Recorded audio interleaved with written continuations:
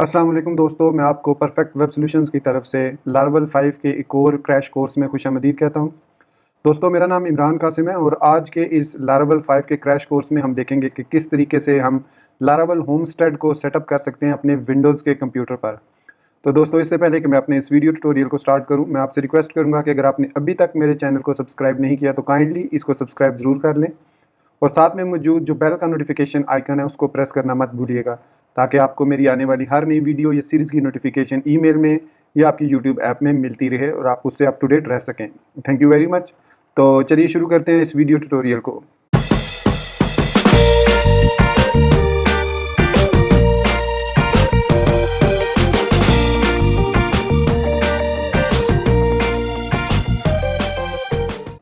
तो दोस्तों, इस वक्त आपको मेरे कंप्यूटर की स्क्रीन पर मेरा विंडोज़ का जो डैशबोर्ड है वो नज़र आ रहा होगा। बेसिकली मैं यहाँ पर अपने मैक कंप्यूटर के थ्रू अपने विंडोज़ टैबलेट को एक्सेस कर रहा हूँ यूजिंग टीम व्यूअर, तो इसलिए थोड़ी सी इसकी परफॉर्मेंस स्लो भी हो सकती है, इसलिए आप मेरे साथ रहिएगा। तो मैं यहाँ पर आपको दिखा दूँ कि जो विंडोज़ के लिए जो प्री रिक्विजिट्स हैं कि आपके लिए क्या क्या चीज़ें ऐसी हैं जो पहले आपके सिस्टम में, विंडोज़ के सिस्टम में इंस्टॉल होनी चाहिए, उसके बाद ही आप लारावल होमस्टेड को प्रॉपरली सेटअप कर सकते हैं। तो इसमें सबसे इम्पॉर्टेंट जो चीज़ है वो ये है कि आपके पास विंडोज़ 10 होनी चाहिए, या अगर आपके पास विंडोज़ 8 या 8.1 है तो उसमें आपके पास पावर शेल का जो मिनिमम वर्जन है वो 3 होना चाहिए। अगर इससे लेस वर्जन होगा पावर शेल का तो फिर आप लारावल होमस्टेड को इंस्टॉल नहीं कर सकेंगे। तो मेक श्योर कीजिए कि आपके पास पावर शेल का वर्जन 3 या इससे अबव हो, क्योंकि मैंने विंडोज़ 10 इसलिए कहा है कि विंडोज़ 10 में लारावल इसका पावर शेल का वर्जन 5 होता है, लेकिन आप माइक्रोसॉफ्ट की वेबसाइट पे जाकर वहाँ से वर्जन 3 को डाउनलोड करके इंस्टॉल कर सकते हैं। तो मेरे पास चूँकि विंडोज़ 10 है मेरे टैबलेट में, तो इसलिए मुझे इसको इंस्टॉल करने की ज़रूरत नहीं है, आई कैन यूज़ इट। तो चलिए, उसके बाद जो नेक्स्ट रिक्वायरमेंट है पावर शेल 3 के बाद आपके पास गिट का वर्जन इंस्टॉल होना चाहिए। तो मैंने गिट बैश को इंस्टॉल किया हुआ है gitscm.com से, जिसका अभी करंट वर्जन 2.8 आप इसको डाउनलोड कर लें और इसको भी अपने सिस्टम में इंस्टॉल कर लें। ये बहुत ही ज़रूरी है अगर आप लारावल होमस्टेड इंस्टॉल करना चाहते हैं। तो ये दूसरी रिक्वायरमेंट होगी। अब तीसरी रिक्वायरमेंट में हमारे पास वर्चुअल बॉक्स होना चाहिए इंस्टॉल, जो कि आप virtualbox.org/wiki/download से जाकर डाउनलोड कर सकते हैं। और इसके अलावा अगर आप लारावल की डॉक्यूमेंटेशन में आएँ, इसके इंस्टॉलेशन एंड सेटअप में आएंगे, तो यहाँ पर आपको लिंक मिल जाएगा डायरेक्ट वर्चुअल बॉक्स 5.2 का और उसके बाद वैग्रेंट का। तो आप वैग्रेंट का भी ओपन कर लीजिए लिंक। तो यहाँ पर मैंने वैग्रेंट का लिंक भी ओपन किया हुआ है, जो डाउनलोड पेज का लिंक है। तो यहाँ से आप अपने ऑपरेटिंग सिस्टम के वर्जन के मुताबिक, चूँकि मेरे टैबलेट में जो है विंडोज़ 32 बिट है, तो मैंने 32 बिट वाला वैग्रेंट इंस्टॉल किया है। जबकि अगर आपके पास विंडोज़ 64 बिट है तो आप 64 बिट इंस्टॉल कर लेंगे, और अगर आपके पास मैक ओएस है तो फिर डेफिनेटली मैक ओएस का लेटेस्ट वर्जन जो है वो 64 बिट है। इसके अलावा बाकी operating system CentOS, Arch Linux या डेबियन, इसके भी आप वर्जन उसके मुताबिक डाउनलोड करके इंस्टॉल कर सकते हैं। चूँकि ये वीडियो ट्यूटोरियल पर्टिकुलरली विंडोज़ से रिलेटेड है, तो आप अपने ऑपरेटिंग सिस्टम के मुताबिक 32 बिट या 64 बिट डाउनलोड करके इंस्टॉल कर लीजिए। तो इसमें कोई ऐसी कोई साइंस नहीं है, आपने जस्ट इसको डाउनलोड करना है और नेक्स्ट नेक्स्ट नेक्स्ट पे क्लिक करते जाना है, और जहाँ पर वो आपसे परमिशन मांगे वहाँ पर आपने उसको अलाउ कर देना है। That's very very simple. इसी तरीके से आपने वर्चुअल बॉक्स को भी इंस्टॉल कर लेना है। यहाँ से आप विंडोज़ होस्ट्स को डाउनलोड कर लें और इसके बाद इसको इंस्टॉल कर लें। आई एम श्योर इनको दोनों को इंस्टॉल या तीनों को इंस्टॉल करने में आपको कोई प्रॉब्लम नहीं होगी। हाँ, शायद आपको पावर शेल प्रॉपरली इंस्टॉल करने में थोड़ी सी प्रॉब्लम हो, लेकिन उसको आप खुद सर्च कर लीजिएगा कि पावर शेल वर्जन 3 कैसे हम इंस्टॉल कर सकते हैं। और अगर उसके लिए कोई विंडोज़ की रिक्वायरमेंट है अपडेट की, तो वो भी आपको अपडेट करना पड़ेगी अपने कंप्यूटर पर। अगर आपके पास विंडोज़ 10 है then you are good to go. तो मैंने वर्चुअल बॉक्स का वर्जन 5.2.12 इंस्टॉल कर लिया है अपने टैबलेट पर to save the time.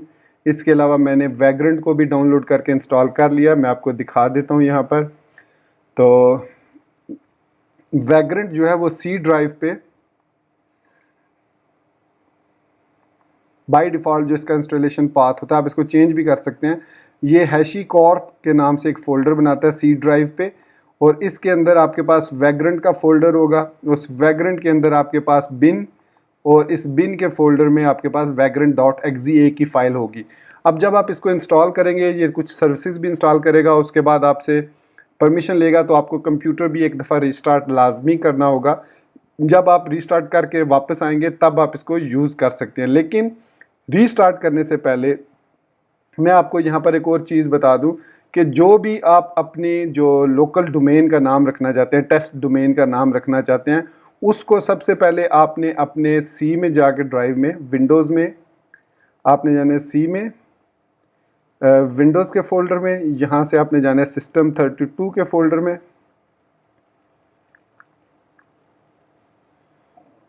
system32 के फोल्डर से आपने जाना है ड्राइवर्स के फोल्डर में। सॉरी, थोड़ा सा ये स्लो है क्योंकि मैं इसको एक्सेस कर रहा हूँ through VMware virtual team viewer के थ्रू एक्सेस कर रहा हूँ, तो इसलिए ये थोड़ा सा स्लो रिस्पांस दे रहा है। तो यहाँ से आप फिर ड्राइवर्स के फोल्डर में जाएंगे, ये ड्राइवर्स का फोल्डर है, सी विंडोज़ system32 ड्राइवर्स, उसमें से फिर ETC के फोल्डर में आप जाएंगे।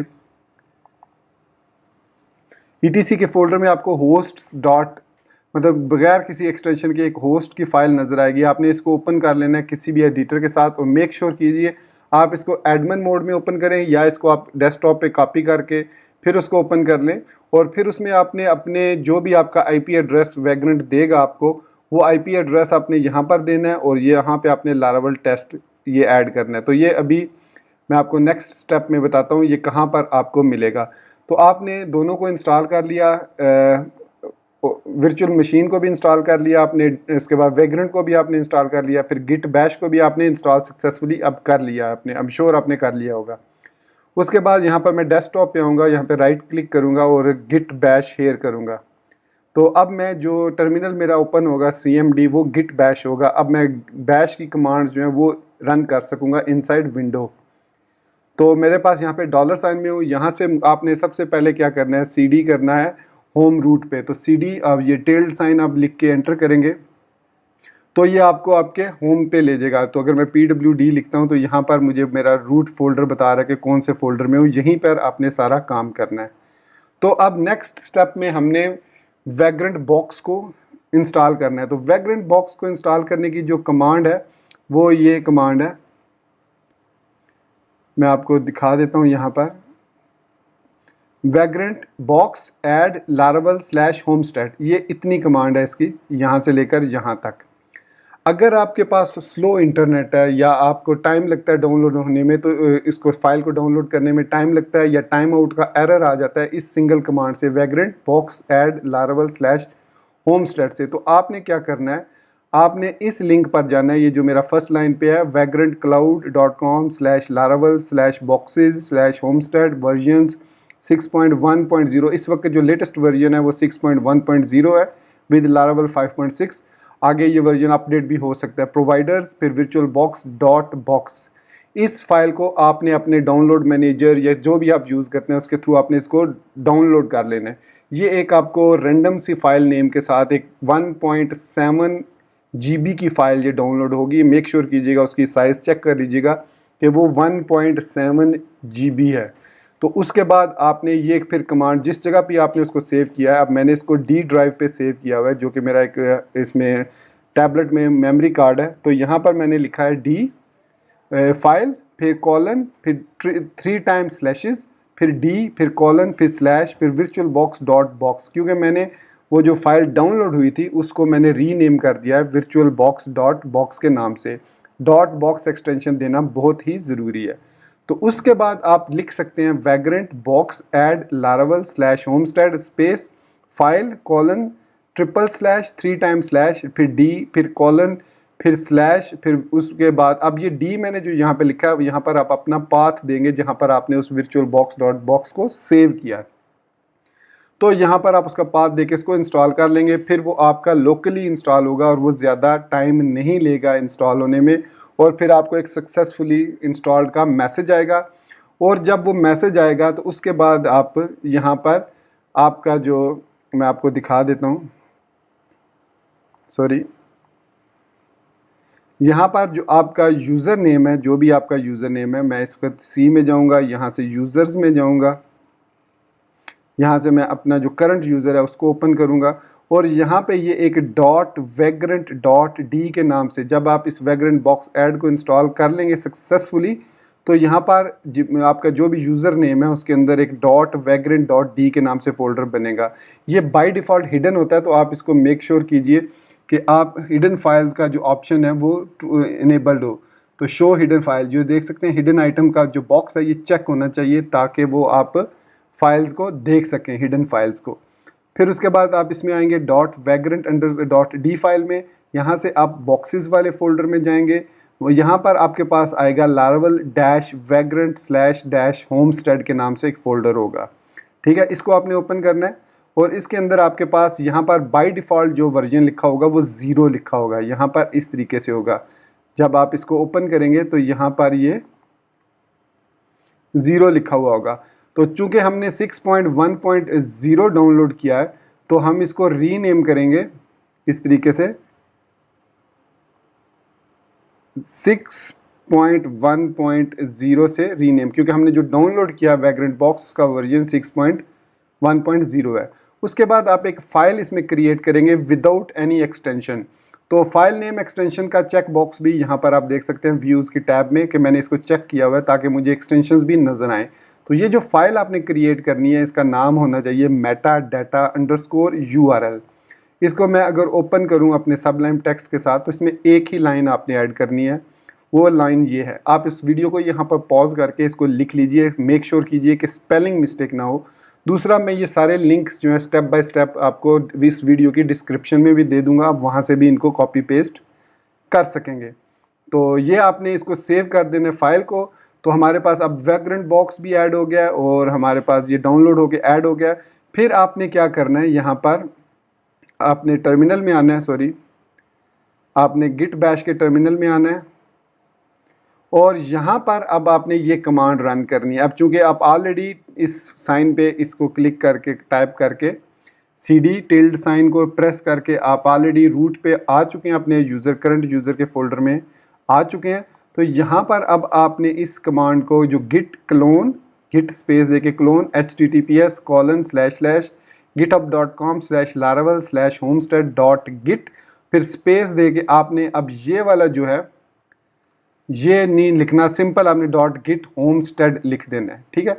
तो इससे क्या होगा कि आपकी जो क्लोन हो जाएगा, जो अपना होमस्टेड है वो आपके सिस्टम में क्लोन हो जाएगा और फिर उसके बाद आप CD होमस्टेड करके उसके अंदर जाएंगे, होमस्टेड करके, और यहाँ पर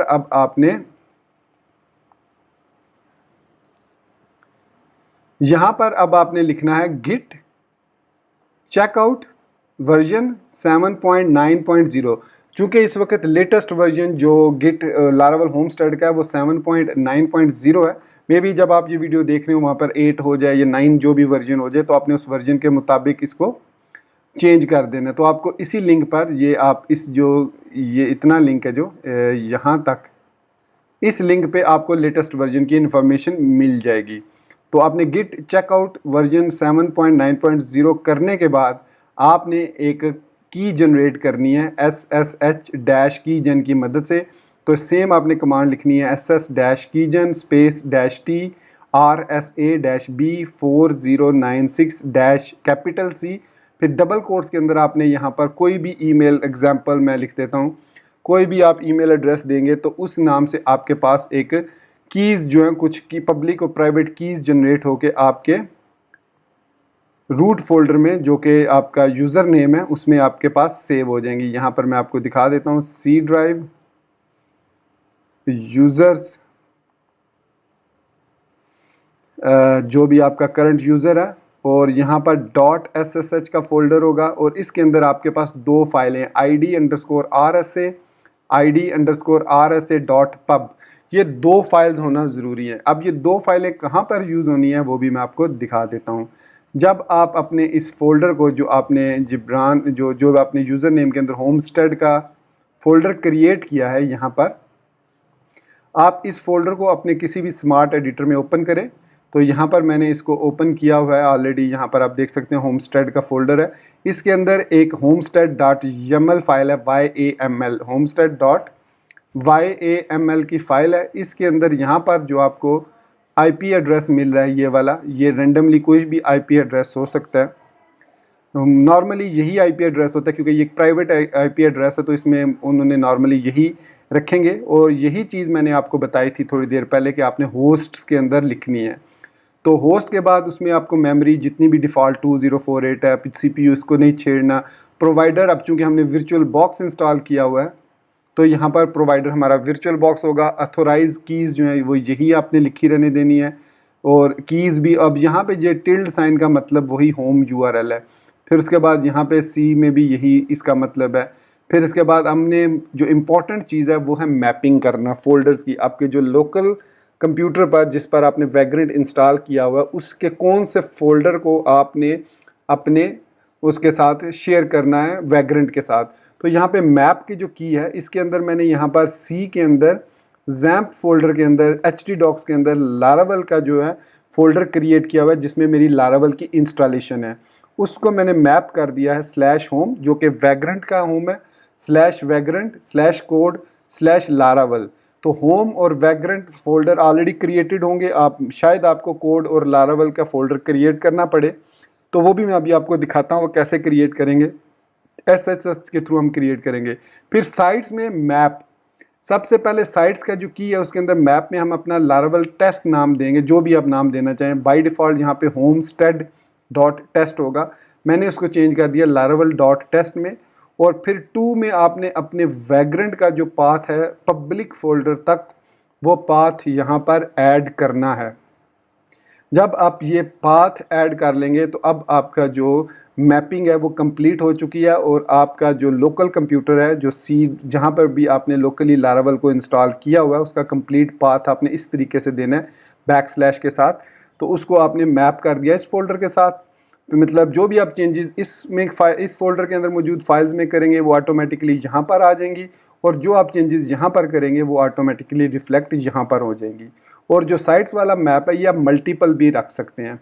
इस मैप में मैंने एक साइट बनाई है laravel.test, आप मल्टीपल भी बना सकते हैं।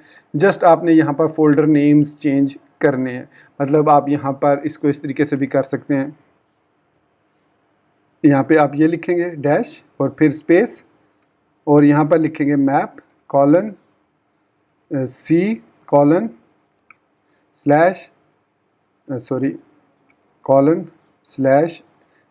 अब मैं इसमें को XAMPP में रख रहा हूँ, आप इसको जिसमें भी रख सकते हैं htdocs/laravel2।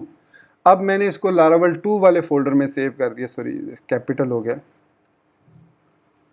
laravel2। अब मैंने इसको laravel2 का जो है C के अंदर laravel2 में जो इंस्टॉलेशन की हुई है उसको मैप कर रहा हूँ मैं 2 के साथ। तो यहाँ पर फिर मैं लिखूँगा 2:/home/vagrant/code/laravel2। आप डिफरेंट नेम भी दे सकते हैं, लेकिन यहाँ पर मैंने सेम नाम दे दिया, तो laravel2 के साथ ये इसको मैप कर देगा। अब हमने 2 लारावेल की इंस्टॉलेशन सेटअप कर ली है, तो यहाँ पर इसी तरीके से हम इनके नाम भी दे सकते हैं। जैसे मैं यहाँ पे साइट्स के अंदर मैप लिखूँगा :, अब मैं इसको कह देता हूँ laravel2.test। आप कुछ भी नाम दे सकते हैं, और यहाँ पर मैं दूंगा टॉप लिख दिया मैंने /home/vagrant/code/laravel2/public। तो इस तरीके से अब मैंने 2 वेबसाइट्स को सेटअप कर दिया, एक laravel.test को और एक laravel2.test को। अब आपने जो आपका होस्ट की फ़ाइल है जो C के अंदर, विंडोज़ के अंदर system32, उसके बाद उसके अंदर होस्ट के अंदर etc के अंदर होस्ट की फ़ाइल है, उसको एडिट करके आपने दोबारा उसमें एक और IP, यही IP एड्रेस देकर उसको इसके साथ मैप कर देना है laravel2 के साथ .test। तो फिर आप 2 साइट्स को रन कर सकते हैं वैग्रेंट के साथ। तो मैं इसको यहाँ पर मुझे इसकी ज़रूरत नहीं है, मैं इसको ख़त्म कर देता हूँ। तो Ctrl Z कर देता हूँ क्योंकि मुझे एक ही को सेटअप करना है। और इसके बाद मैं इसको सेव करके क्लोज़ कर देता हूँ। क्लोज़ करने के बाद मैं यहाँ पर ये आपने ये कमांड्स याद रख लेनी है, ये आपको डिस्क्रिप्शन में भी मिल जाएंगी। अब हमारा एक्चुअल जो इंस्टॉलेशन का स्टेप है वो स्टार्ट होता है। तो यहाँ पर आपने अब लिखना है, होमस्टेड के फोल्डर में आना है जहाँ पर आपने होमस्टेड को क्लोन किया है गिट क्लोन की मदद से। उस फोल्डर में आके आपने लिखना है vagrant up dash dash dash dash provision. Provision से क्या होगा कि वो सारी जो भी उनके परमिशंस हैं उनको दोबारा रीसेट करेगा, एनजिंग्स को, सर्वर को रीस्टार्ट करेगा। तो जो यहाँ पर मैं एक और चीज़ बताता चलूँ आपको कि जब हम होमस्टेड को इंस्टॉल करते हैं लारावेल 5.6 के साथ, तो हमें यहाँ पर जो इसके इंस्टॉलेशन के साथ जो ये सारी चीज़ें मिलती हैं इंक्लूडेड में यूबुंटू का version 18.04, Git, PHP 7.2, 7.1, 7, 5.6, Nginx, Apache, MySQL, MariaDB, SQLite 3, ये सारी चीज़ें आप रीड कर सकते हैं। रेडिस है, मेल हॉग है, ये सारे सेटअप उसके साथ आपको मिलेंगे। नोड भी इसके साथ इंस्टॉल होता है। तो यहाँ पर वो अब आपने वैग्रेंट अप माइनस वर्जन लिख के एंटर कर देना है। तो जैसे ही आप एंटर करेंगे तो ये कुछ स्टेप्स रन करेगा और आपकी जो लोकल मैपिंग है उसको आपके जो वैग्रेंट के साथ है मैप कर देगा। और उसके बाद आप जो भी अपने लोकल कंप्यूटर के फाइल जो फोल्डर आपने क्रिएट किया है जिसमें आपने लारावेल की इंस्टॉलेशन की है यूजिंग कंपोजर क्रिएट प्रोजेक्ट या लारावेल का जो इंस्टॉलेशन है उसके थ्रू आपने जो भी इंस्टॉलेशन किया वो वहाँ से आपके साथ मैप हो जाएगी वैग्रेंट के साथ, और ऑटोमेटिकली वहाँ से सारी फाइल्स जो हैं वो कॉपी होके उस फोल्डर में जो हमने पाथ दिया था 2 के अंदर, यहाँ पे ये देख सकते हैं अब bringing machine homestead 7 up with virtual box provider. तो यहाँ पर और इसके अलावा मैं आपको यहाँ पर दिखा देता हूँ कि जो वर्चुअल बॉक्स आपने इंस्टॉल किया है ये हमारे पास वर्चुअल बॉक्स की ऐप है। Sorry for the slow computer, क्योंकि ये मेरे पास विंडो टैबलेट्स है, इस मकसद के लिए नहीं है लेकिन जस्ट आपको सिखाने के लिए मैं ये उस पर इंस्टॉल कर रहा हूँ। अदरवाइज़ ये एटम प्रोसेसर के साथ है, बहुत ही स्लो सिस्टम है। तो यहाँ पर अब आप देख सकते हैं कि होमस्टेड वो कह रहा है कि रनिंग, तो यहाँ पर अभी थोड़ी देर बाद यहाँ पर वो अगर वो रनिंग में हुई ऑलरेडी तो यहाँ पर वो उसको अभी वो कह रहा है कि ब्रिंगिंग मशीन होमस्टेड वर्चुअल, ये सम टाइम ये एरर आपको नज़र आएगा तो परेशान होने की ज़रूरत नहीं है इस एरर की वजह से। तो यहाँ पर आपको मैं इसको स्टॉप कर देता हूँ, क्लोज़ कर देता हूँ, पावर ऑफ। तो अब हमारी जो मशीन है वो पावर, ये होमस्टेड 7 जो है ये ऑटोमेटिक सेटअप होता है वैग्रेंट अप की मदद से। तो अब मैं यहाँ पर इसको दोबारा से, अगर ये ऑलरेडी सेटअप नहीं है तो वैग्रेंट अप दोबारा लिख के एंटर करता हूँ। सम टाइम ये चूँकि मैं इस वक्त वर्चुअल मशीन से हूँ, टीम व्यूवर के थ्रू अपने टैबलेट को एक्सेस कर रहा हूँ, डायरेक्ट उसको एक्सेस नहीं कर रहा, उसकी स्क्रीन टच स्क्रीन थोड़ी सी प्रॉब्लम करती है और कीबोर्ड भी उसका ख़राब हुआ है, तो इस वजह से मैं इसको टीम व्यूवर के थ्रू यहाँ पर एक्सेस कर रहा हूँ। तो ये अब ब्रिंगिंग मशीन अप, और ये मशीन जो है ये वाली जो मशीन हमने यहाँ पे क्रिएट की है, फर्स्ट टाइम जब आप रन करेंगे तो वो ये खुद क्रिएट करेगा। कहाँ से?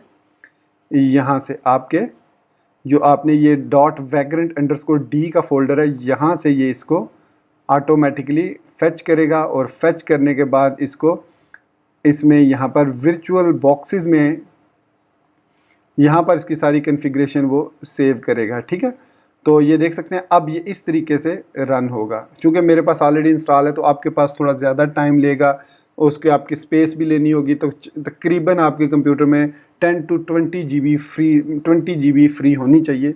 मेरे सिस्टम में 10 GB फ्री थी, तो 10 GB फ्री के बाद आप देख सकते हैं कि मेरे पास अब कितनी फ्री है। वैग्रेंट और लारावेल सेटअप करने के बाद सिंपल 1.18 GB फ्री है। 28 GB तो खैर उस विंडोज़ ने भी ली हुई है। खैर मेरे पास जो फ्री थी जब मैं ये इंस्टॉल की मैंने तो 9 to 10 GB थी, तो उसके बाद आप देख सकते हैं 1.18 GB रह गई है। तो एटलीस्ट आपके पास 15 to 20 GB होनी चाहिए, और रैम जो है वो आपके पास 4 to 8 GB रैम भी होनी चाहिए। मेरे पास इस वक्त सिस्टम में 2 GB रैम इसमें इंस्टॉल्ड है, तो जिसको मैंने इसी को सारा सेटअप दिया हुआ है। खैर एनीवेज ये तो आपका जितना ज़्यादा सिस्टम अच्छा होगा तो उसने ही, if the provider you are using as the GUI that comes with it is often helpful to open that and watch the machine run watch the machine. तो यहाँ पर मैं आता हूँ, ये इसकी बात कर रहा है, तो यहाँ पर ये रनिंग में है अब। तो अब ये रनिंग में आ चुकी है, तो परेशान होने की ज़रूरत नहीं है। तो यहाँ पर मैं अब लिखता हूँ वैग्रेंट SSH। तो ये थोड़ा सा टाइम लेगी और उसके बाद उसमें हम SSH कर जाएंगे, उसमें एंटर हो जाएंगे। तो ये यहाँ पर मैंने इसको laravel.test नाम रखा था, इसको मैं एक दफ़ा फिर ओपन करके देखता हूँ। इसको मैंने रीलोड किया तो आप देख सकते हैं कि यहाँ पर अब आ रहा है नो इनपुट फाइल स्पेसिफाइड। इसका मतलब ये है कि यहाँ पर जो गिट बैश ने इसको प्रॉपरली जो फोल्डर्स हैं उनको मैप नहीं किया। अगर आपके पास ये वाला एरर आ रहा हो तो इसका मतलब है कि आपका जो वैग्रेंट है उसने मैपिंग प्रॉपरली नहीं की। तो इसको आपको एक दफ़ा फिर इसको क्लोज़ करना होगा, इसको गिट बैश को एक दफ़ा इसको क्लोज़ कीजिए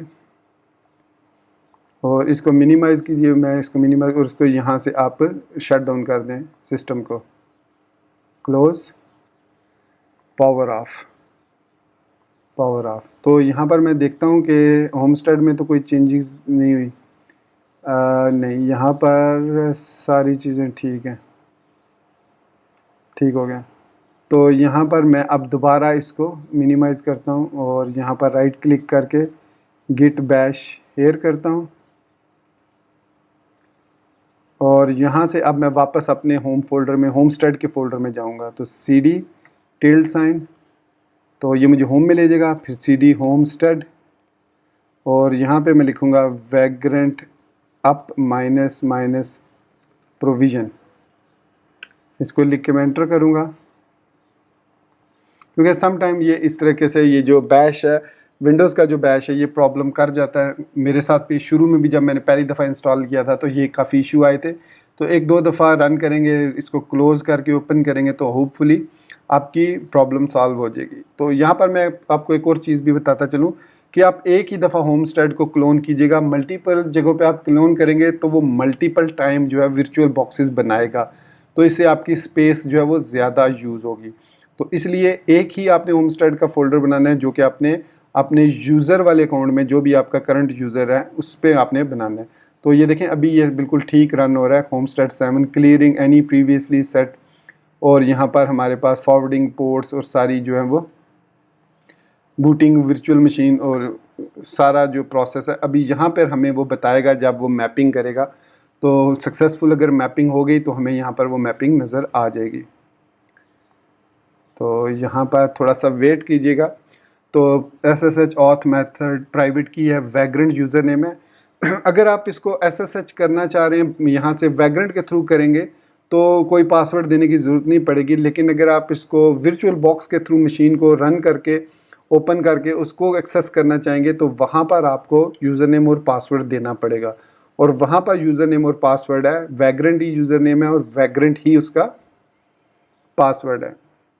तो दोस्तों आप देख सकते हैं मैंने इंस्टॉलेशन की हुई है तब भी वीडियो कितनी लंबी होती जा रही है। और अगर सोचें अगर यही चीज़ मैं विंडोज़ की मतलब इसके इंस्टॉलेशन के साथ साथ आपको बताता तो मुझे कितना वेट करना पड़ना था और आपको भी कितना वेट, कितनी लेंथी वीडियो देखनी पड़नी थी। तो खैर ये जो वार्निंग्स वगैरह आ रही हैं ये वो जब टाइम आउट हो जाता है तो उसको दोबारा रीट्राई करता है, इसको आप इग्नोर कर दीजिए, जस्ट वेट कीजिए और ये ऑटोमेटिकली हर चीज़ को सेटअप करके आपको यहाँ पर दे देगा।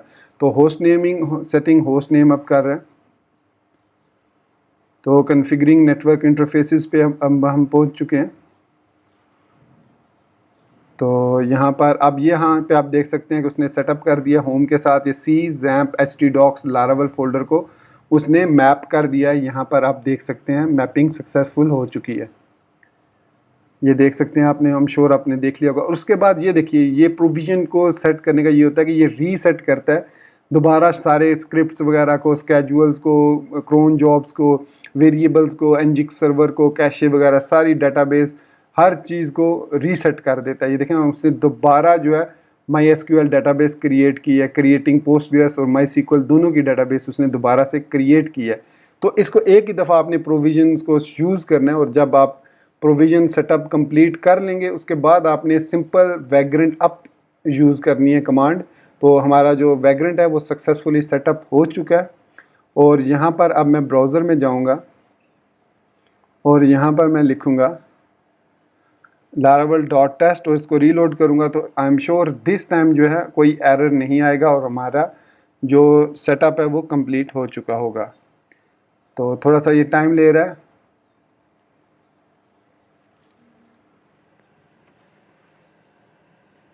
और ये देखिए दोस्तों, हमारी जो इंस्टॉलेशन है वो सक्सेसफुल हो चुकी है और हमारा जो सेटअप है वो भी कंप्लीट हो चुका है और होमस्टेड अब हमारा यहाँ पे यूज़ हो रहा है, वैग्रेंट यूज़ हो रहा है। तो यहाँ पर अब मैं आपको दिखाऊंगा कि कैसे आप इसके अंदर SSH के थ्रू एंटर हो सकते हैं। तो एक तो तरीका वर्चुअल बॉक्स को यूज़ करके है और एक तरीका यहाँ से आप वैग्रेंट SSH लिखेंगे तो ये ऑटोमेटिकली जो हमने कीज़ जनरेट की थी यहाँ पर using this SSH-keygen-t RSA-B4096-C example@example.com in double quotes, ये जो हमने कमांड रन की थी इसकी मदद से वो ऑटोमेटिकली अब हमें इस SSH में एंटर कर देगा। तो यहाँ पर मैं इसका थोड़ा सा ये टाइम लेगा। तो ये देख सकते हैं दोस्तों, वेलकम टू Ubuntu 18.04 LTS और यहाँ पर मैं आपको दिखाता हूँ, यहाँ पर होम फोल्डर के अंदर हमारा जो लारावल के सेटअप है, कोड फोल्डर होम के अंदर वैग्रेंट cd कोड /laravel और ये देख सकते हैं दोस्तों, यहाँ पर हमारी लारावल की इंस्टॉलेशन कंप्लीट हो चुकी है और अब हमारे पास यहाँ पर MySQL भी मौजूद है। तो मैं MySQL रन करता हूँ जो कि कोई यूज़र नेम और पासवर्ड सेट नहीं है और 5.722 वर्जन है। तो यहाँ पर मैं शो डेटाबेस, यहाँ पर आप जो भी कमांड्स हैं शो डेटाबेस लिख के अपनी डेटाबेसेस चेक कर सकते हैं। तो यहाँ पर आप देखेंगे होमस्टेड है तो मैं यूज़ होमस्टेड करता हूँ, STEAD होमस्टेड। तो डेटाबेस चेंज्ड सक्सेसफुली। अब शो टेबल्स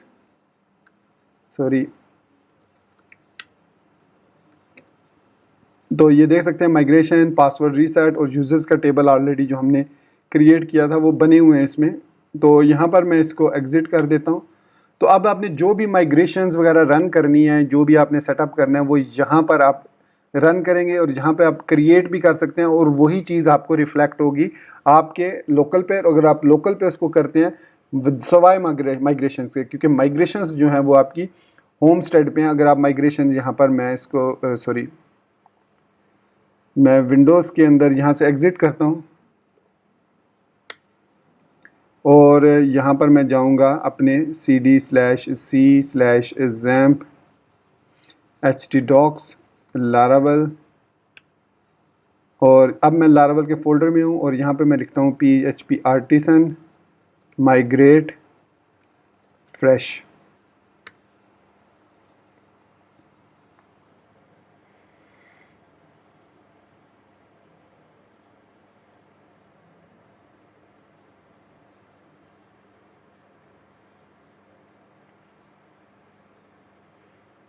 तो ये थोड़ा सा टाइम लेगी।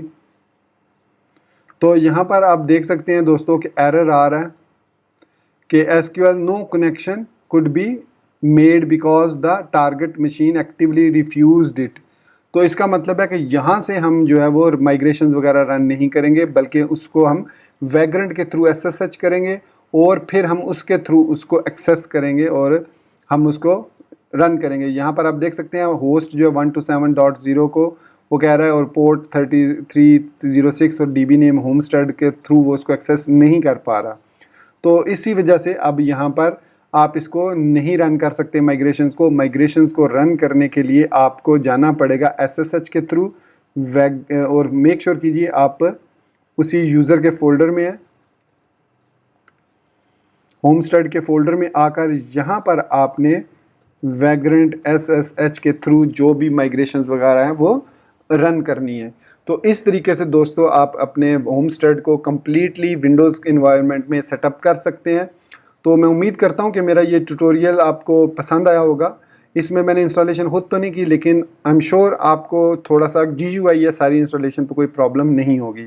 तो इसके अलावा अगर आपको कोई भी इशू आता है होमस्टेड को सेटअप करने में तो आप इस वीडियोज़ के कमेंट सेक्शन को यूज़ कर सकते हैं, या आप हमारा स्लैक का ग्रुप ज्वाइन कर सकते हैं, या आप हमें व्हाट्सएप ग्रुप पर भी मैसेज कर सकते हैं।